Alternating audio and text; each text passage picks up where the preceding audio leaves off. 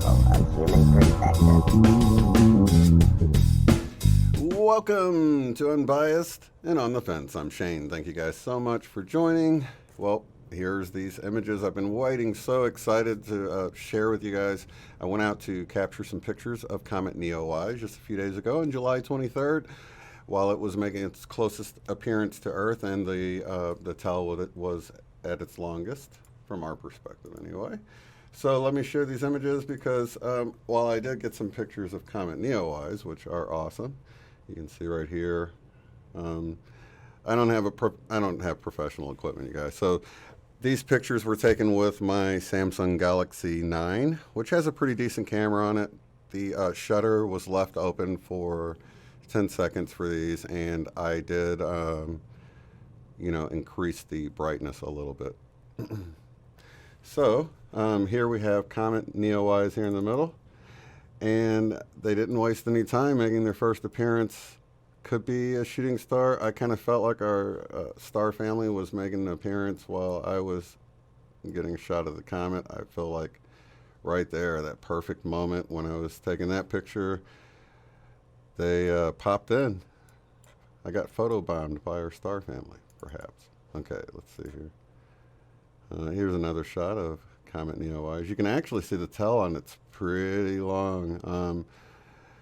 While you were out there looking at it, you couldn't really look directly at it. You had to kind of look off to the side because it was so faint, the tail. But you could actually see it stretching out pretty far. Let's see, let's move right along here. Here's another one where I adjusted it a little bit, but you can see the tail stretches pretty far up there. It's very faint, but you can make it out a little bit. Here's a pretty cool shot here. You see, leaving the shutter open for so long, the moon almost looks like a sun over here, but here we have Comet Neowise right here in the center.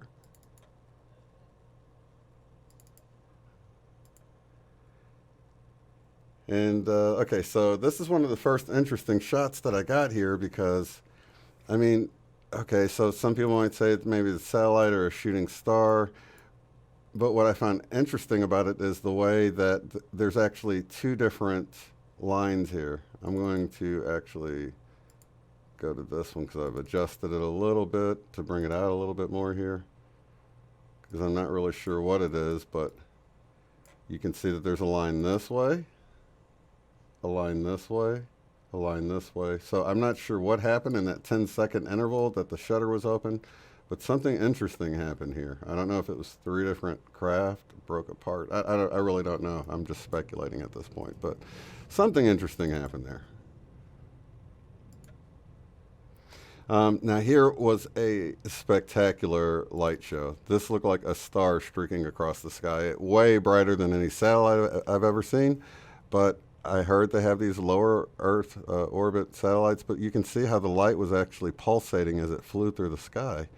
This is a 10-second interval to give you an idea about how fast it was traveling. I was able to capture it twice before it went away. Here's another shot of it. Very cool. It was very bright, very spectacular. For it to leave a line this bright as it's traveling, it had to be really bright because, keep in mind, all of these stars look this bright for being this way for 10 seconds in one little spot. So this was a nice, brilliantly bright streak in the sky going across. Very nice. Or actually, it looked like a star from my point of view, of course. But here's another shot of Comet Neowise. You can see the tail on it there. We're getting to the good stuff here. Okay, so I set this up because I was trying to capture a shot of the Milky Way. I love trying to capture it, and you can see it's pretty clear here.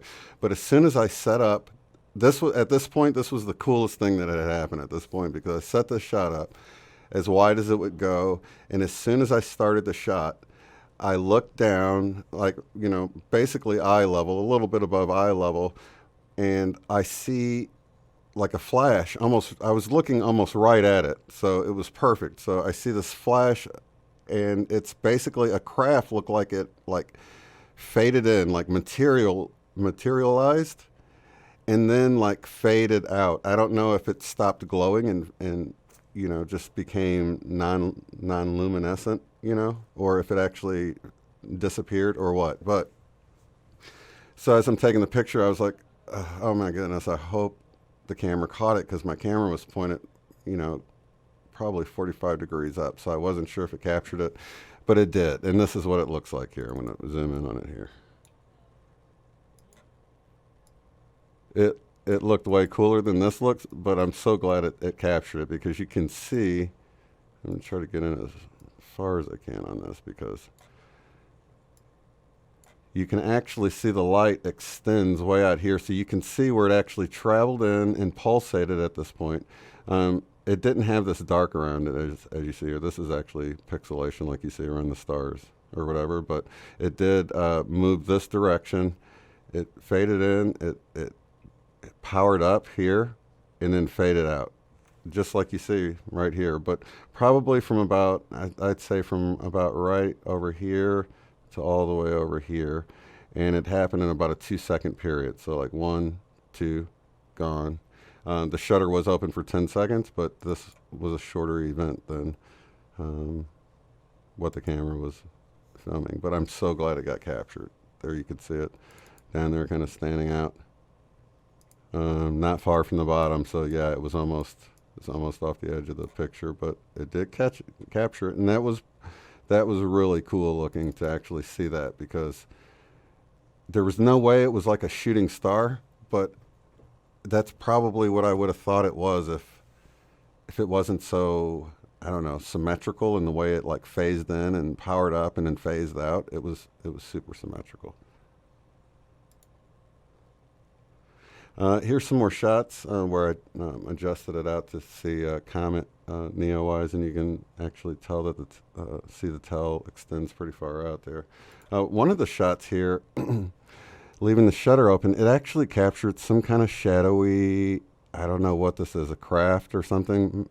I don't know what it was. It wasn't visible to the naked eye, but it did show up over a 10-second interval of leaving the shutter open. Here we have, I wanted to include this because this is a fast-moving airplane with the light flashing, so just to show what it looks like and about how far a plane travels in 10 seconds with the light on, and just what it looks like in general. Because this image right here was actually a jet up in the stratosphere, super high up. You can't even tell that it had a light on it flashing. So that's what this looked like. And at the very moment that this picture, I was taking this picture, something was going on the ghost radar that I didn't know about. I didn't notice it for a couple of minutes. But for those of you that don't know, the ghost radar, you can get it for like, it's really cheap. It's a couple bucks or something. And it basically just puts random words up on or they seem random. They're supposed to be like, a way for like ghosts to communicate to you.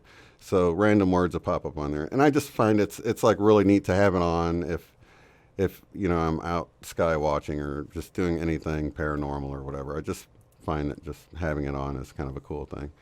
It's pretty, like, it varies. I mean, you might get a word every couple of minutes. Sometimes you'll get more words right when you first turn it on.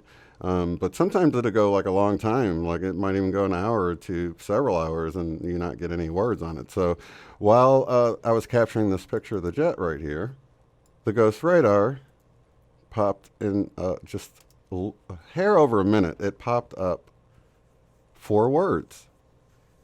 The words were principal, vertical, carefully, frequently. Keep in mind, I'm out there, I'm taking pictures and stuff. I'm like, I get all 4 of these words pretty quickly. I don't think much of principal at first, but I thought vertical, okay, I'll shoot straight up in the air. Frequently, I'll take pictures often, and carefully, I won't move the camera in between each picture. So I was going to shoot straight up, take lots of pictures, and not move the camera in between. And that was sort of the message I got from that. And to my surprise, when I did that and reviewed the footage later, I captured this object moving across the sky. Now keep in mind, you can see here that it actually, about halfway through its travels, it kind of turned slightly. You can kind of see it there. It kind of phases out, phases back in, changes speed slightly at the same time that it does its curve. And I do have the times listed there, but that's zoomed in looking at each of the frames. So you can watch it moving across there. And it was all done from the instructions that I got from the Ghost radar. Now what's really cool is at the end, you saw the last picture there was at 11:35. At 11:35, it says seen on the Ghost radar, as if to let me know your equipment captured us. You know, go check it out. And of course, I didn't notice that at the beginning, but then I look up the word principal because, you know, I didn't, you know, there's the PLE and the PEL or PAL at the end. And so I was not really sure what that could possibly mean. And then when I looked it up, you know how sometimes extraterrestrials will use words like kind of properly, but not how we would typically use words. So I thought, well, I'll just look it up and see what it says. Maybe there's something in there. Then when I got to this first definition here, a proposition that serves as a foundation for a system for a chain of reasoning, meaning vertical, meaning up, frequently, meaning to take lots of pictures, and carefully, meaning not to move the camera. And I don't know why I intuited that, but I followed the instructions, and that's what I captured. And after I was done capturing it, it popped up and said seen on the screen. So if that's not contact, I don't know what is. So lots of love and light to each and every one of you guys, and I have more to come. Peace.